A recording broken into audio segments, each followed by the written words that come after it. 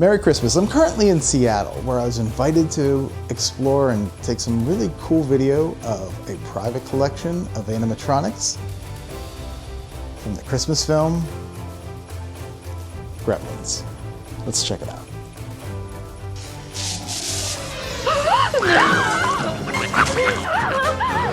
Not all Christmas movies are about Santa and the North Pole. When struggling inventor Randall Peltzer secretly purchases a small, furry creature named the Mogwai as a Christmas gift for his son Billy, it quickly becomes clear that Billy isn't ready for responsibility, breaking all three rules.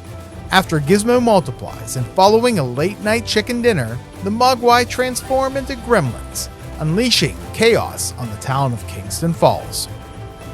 Chris Wallace, the original effects artist, is responsible for some of cinema's most unforgettable practical effects, including the melting face in Indiana Jones and the Raiders of the Lost Ark, and his work on The Fly. But for me, his greatest achievement will always be designing and building the Gremlin puppets for the original film. In 1990, Rick Baker took over effects duties for the sequel, creating an entire lineup of bizarre and unforgettable new Gremlins. Late last year, I had the chance to visit Ian Grant. Like me, he's a massive Gremlins fan and the curator of the private Gremlins Museum. I was incredibly lucky to see this in person. It's an amazing collection of Mogwai and Gremlin animatronics from one of my all-time favorite Christmas movies. Hey everybody, my name is Ian Grant. I run the Gremlins Museum here up in Seattle, Washington, and I think we have about the largest Gremlin prop collection in the world right now. I'll show you a little bit of what we got here. In this section here, this is sort of our entryway, I guess you could say. It's mostly replicas, but we were kind of expanding with some props. We're running out of counter space, so we're sort of like working our way up the wall. The first up here is some clamp sort of stuff. We've got a clamp decal that would be going on cameras. You'll see them in Gremlins 2 quite a bit. I think Daniel Clamp has one on his a binder at some point, but you see them all over the cameras and stuff. Underneath that, we have one of the scanning ID badges. Doesn't it, Mr. Peltzer? And that actually came right from the screenwriter Charlie Haas, who played Casper in the Splice of Life lab. So it's a cool little piece. He's actually a really nice guy. We chat all the time. And underneath that, this is Bandit Gremlin's revolver.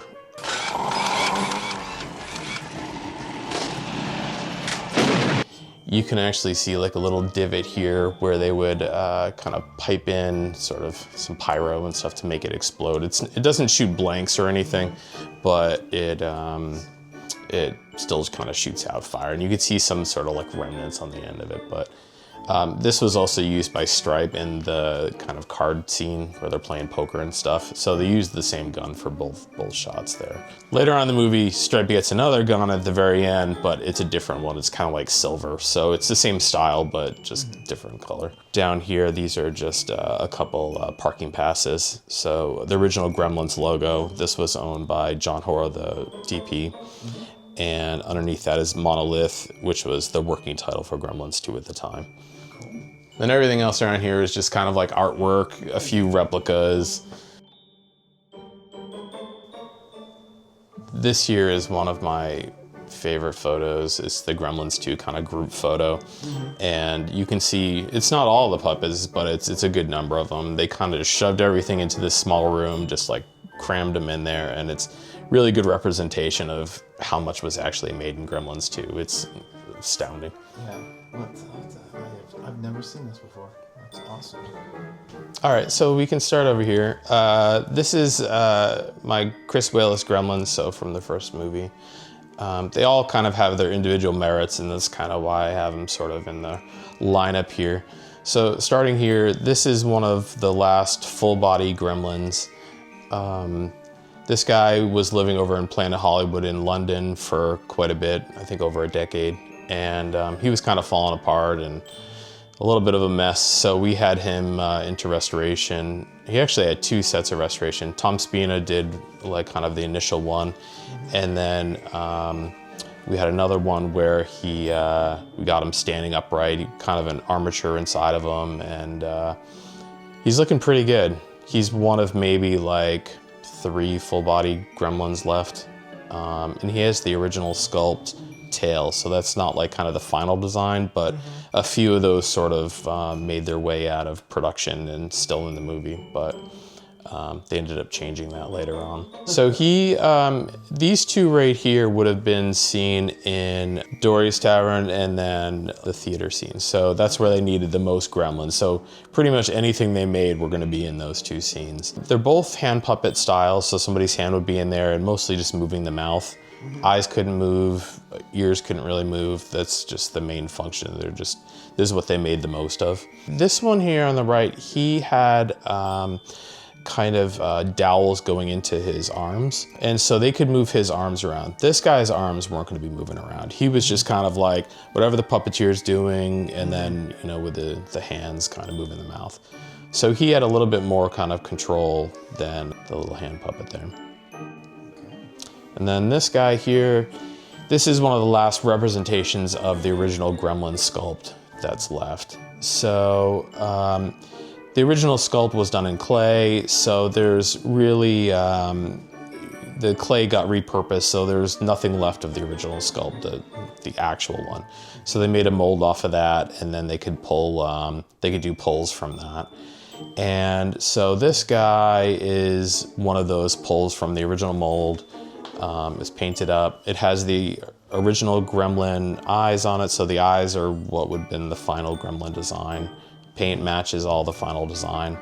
And so it's cool in the sense that all the detail is retained, whereas some of the older ones, like it's kind of, they've been beat up, they've been used, and so this is what it should look like, essentially.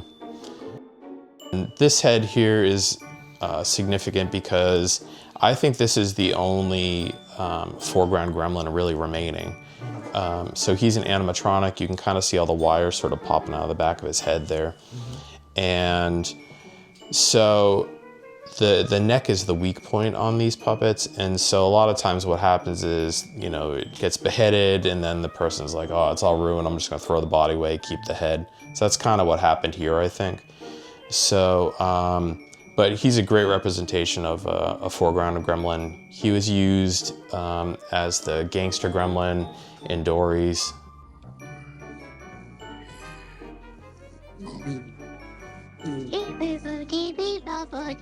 And he also is the one that's messing with Mrs. Deagle's stair lift.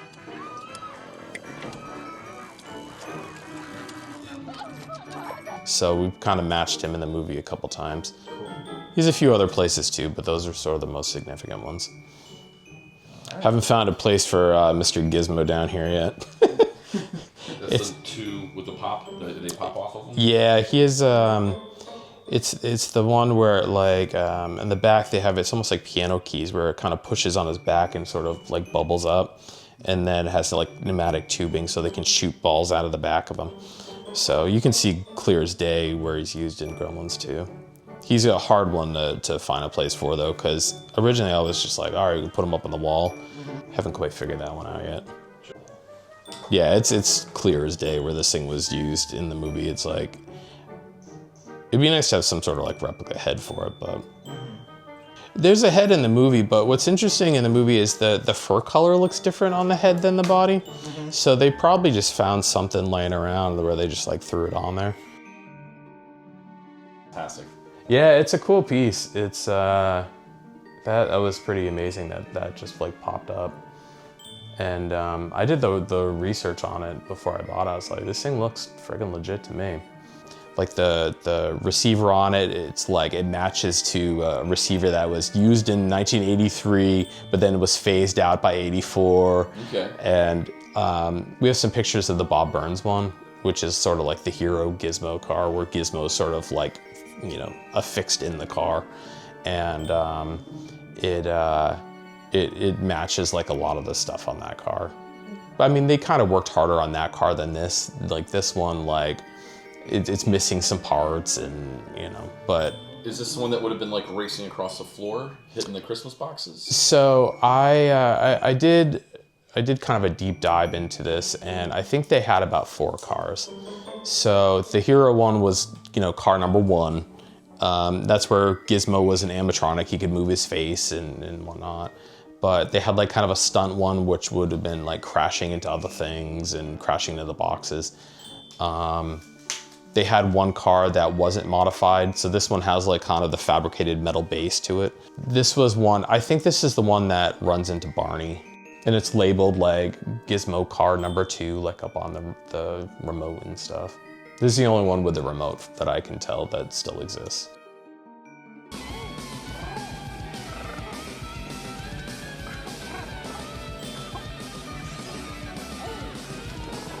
Yeah, this is the hero, Greta Gremlin. She's used throughout the whole movie. She's rigged up for kind of that kissing motion as well as the fluttering eyes. So she was also the one with the ball gown and stuff like that towards the end of the movie. It's a great piece. Yeah, I had another Greta Gremlin before this, and it was like kind of the stunt one that clings to Forrester.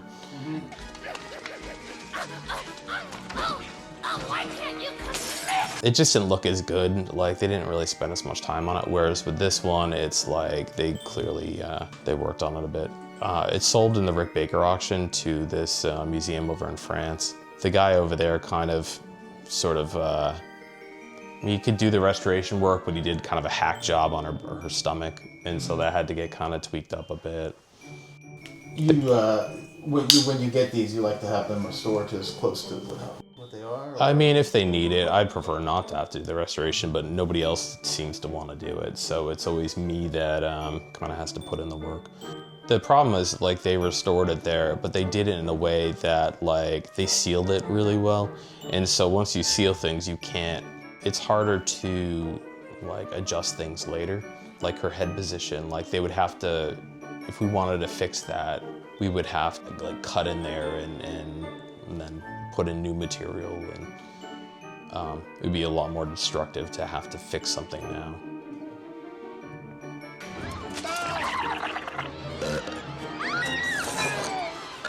So this is the main vegetable gremlin. He's a hand puppet, so somebody would have his hand in there, kind of similar to the whale-less gremlins, where the hand would be in there moving the mouth, and then you have little controls down on the bottom for moving the eyes and everything. I don't think ears moved really at all. And then somebody else would be controlling the 2 arms. I think they're laughing. Reptiles don't laugh. Well, then they're not reptiles, Louis. Then what are they, Martin? A virus? I actually, in most of these puppets, I had the arm controllers removed on the back because they add just like a huge amount of depth to it. And so at a certain point, you kind of have to make these like executive choices where it's just like, look, there's only so much space here. And I didn't actually have it removed on this one, but on a few of the other ones I did. And but yeah, those controllers would, they could make it so the hands could move and arms could be moved around. So when you're watching the movie, you're not going to see any elbows like ever, because they would have like kind of black fabric sort of covering it, but that's why in the movie you're seeing, waist up, you're not seeing elbows.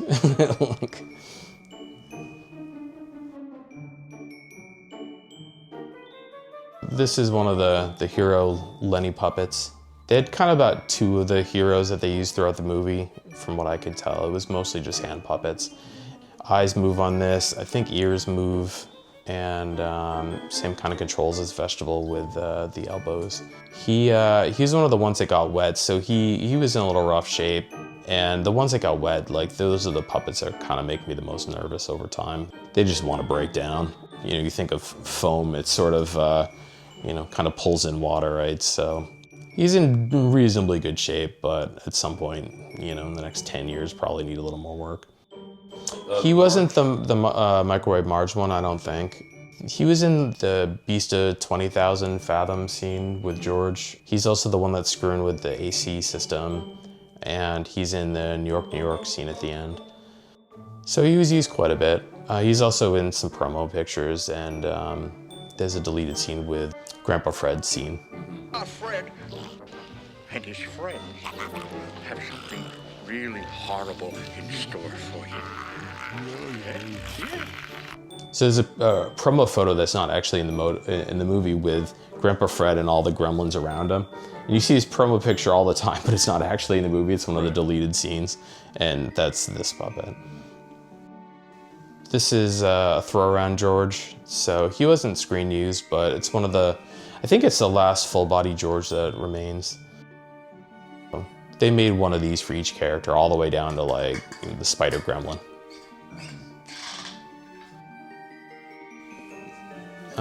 That is the Paint Master Mohawk.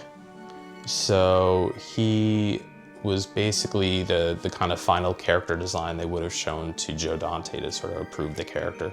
So they don't have kind of the Mohawk on him yet. So it's not like the final design, but that's the first one that came out of the mold by Steve Wang, and he would have painted that and, you know, made it look as good as possible to kind of get the character approved.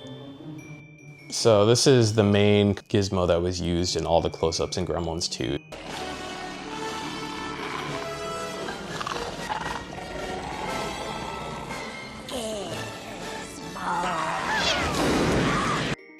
The smaller guys, you couldn't really, you know, back in 1989 when they were making these, they couldn't really kind of get all the servos and everything in the smaller ones. They couldn't really do all the major sort of acting that was needed. And so they had to build one of these big guys. So he could do sort of all those, you know, wide range of emotions and everything. Anytime you see a close-up in Gremlins 2, it's this guy. But you can see all the wires and stuff behind him. Like, he is basically like a 1989 robot. And they made one of these for Gizmo and Daffy. And this is actually probably pared down before I bought it. The Daffy one, when I got it, was more kind of true to what it looked like offset. So I'm guessing the Gizmo is probably similar with a lot more controls and everything. I call these sort of the rig puppets. These are kind of my favorite, even though they weren't really used on set quite as much. They're really sort of the best of the best as far as, you know, just the overall look of the puppet. So it looks like he came like right off set. He's really just incredible looking. But they didn't really use them quite as much because they were just a lot harder to set up. There's just that much more to them. They used them a lot in kind of all the promo photos with the sort of the colored smoke behind them and stuff. Also, they used them like on wide shots because they could easily hide it opposed to the hand puppets. The most interesting puppets are the ones that you can see how it was used on set, I think. Like the George is interesting, but it's, you know, you can tell that it wasn't really used. And so I like seeing all the wires, all the controllers, and all that kind of stuff.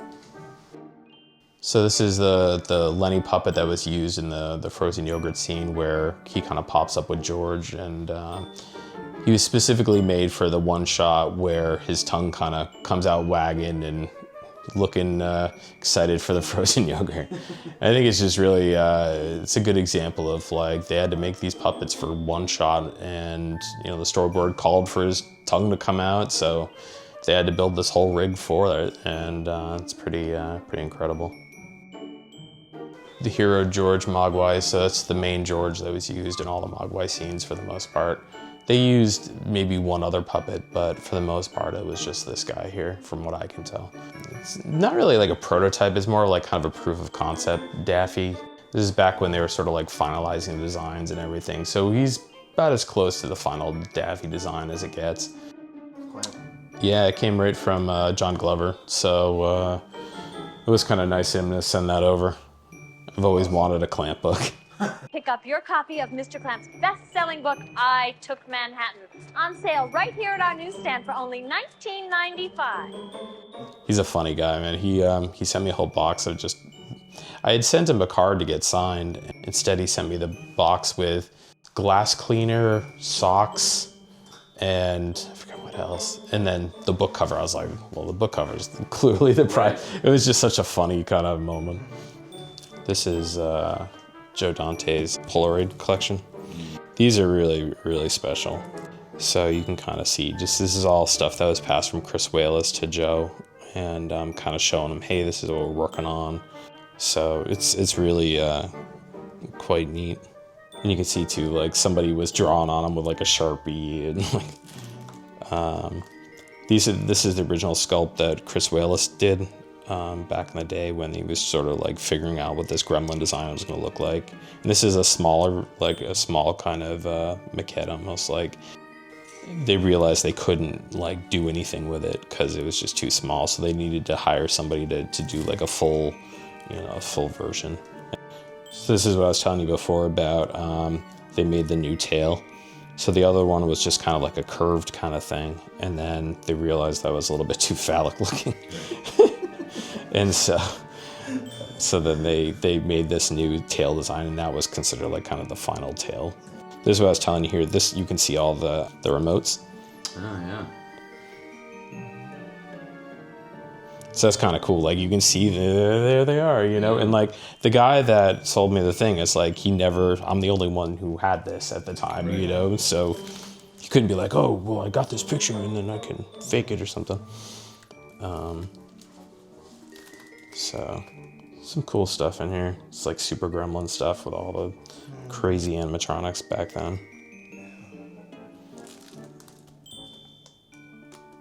I posted a bunch of these up on my site. It's kind of trying to share these as well.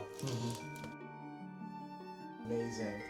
So this is a full back gremlin here. This is like kind of the flying one. You can see it sort of on this giant crane and coming down towards Mr. Futterman. It's the one that kind of scratches his face and stuff.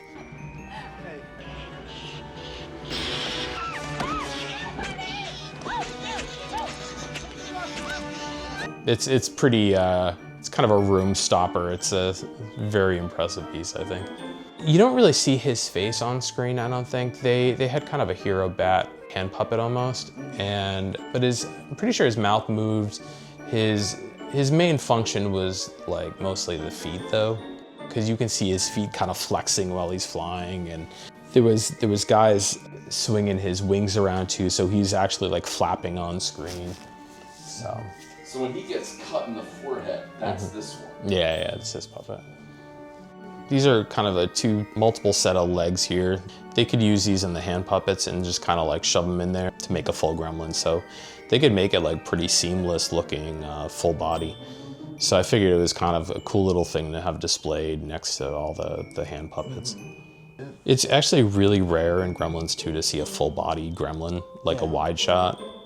So I don't think they actually really use these much at all, but it was an option, and they could use them in like the promo photos if they needed to show like a full body or something. Like they could throw the green ones on like Vegetable Gremlin even if they wanted to, This is the one that gets hit in the face with the acid. Oh. So then he sort of turns into the one that, kind of has the burned off face. So the one that I'm still kind of after is the burned face one too. The guy who owns it has the full costume, like the wardrobe, the mask.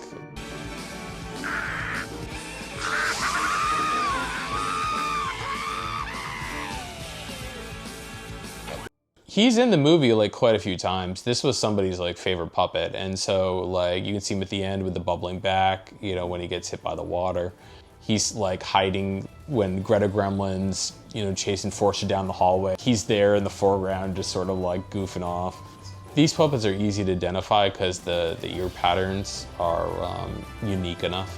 Yeah. So you can go in and like find these guys pretty easily.